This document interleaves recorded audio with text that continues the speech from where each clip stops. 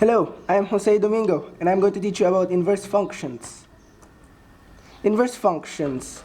One relation is said to be the inverse relation of the other since each ordered pair of P is the corresponding ordered pair of Q with the abscissas and ordinates interchanged. Here in the picture, I am showing you a graph of an inverse functions. Graph of an inverse function.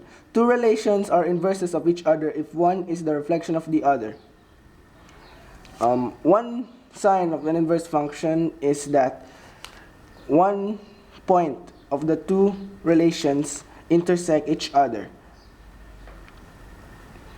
Example number 1. A. F of x equals to 2x plus 1. B. F of x equals to x minus 2 over 2x plus 3. Solution. To find the inverse, just replace f of x with y, interchange x and y. Solve for y in terms of x and replace y with f raised to negative 1x. The notation f raised to negative 1x means this is the inverse of f. Okay, for letter A, we see here that here f of x equals to y equals to 2x plus 1.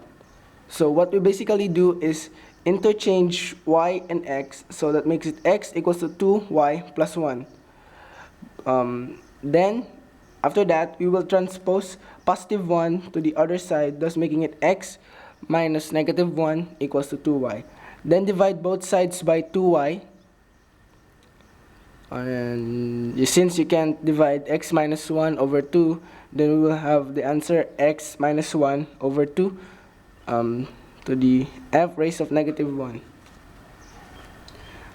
For letter B, it's just the same thing.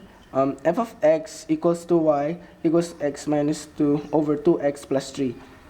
So we interchange the y's with the x. See? There you go.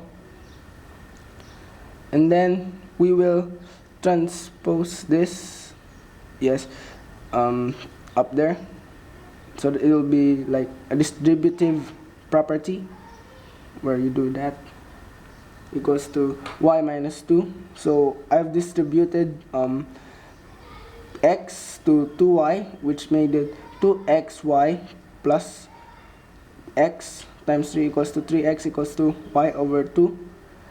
Then 2xy minus y equals to negative 3x minus 2. I transposed y so that it can be with the y on the other side there. And y, it should be, you will just put this down here, yeah, and then it's basically your answer. F raised to negative 1x equals to negative 3x minus 2 to x minus 1. A horizontal line test. A graph of a function has an inverse function if any horizontal line drawn through it intersects the graph at only one point. So, showing you an illustration of another graph. This, when you put a horizontal line over it, one point will only intersect the relation. Then it means it is an inverse function. While as of here, it will hit all the lines or the points, and thus making it more than one. You can only hit one so that it can be an inverse function. Okay, so we're done there. And a property of inverse functions. Two functions f and g are inverse functions if f g of x equals to x and g f of x equals to x. And here are some examples. There you go. So it's just basically like what I discussed earlier. Yes. Solving inverse functions is one of the easy parts of functions. Well, that's for me, and thank you for listening to me. I'm Jose Domingo again. And thank you for listening, and have a nice day.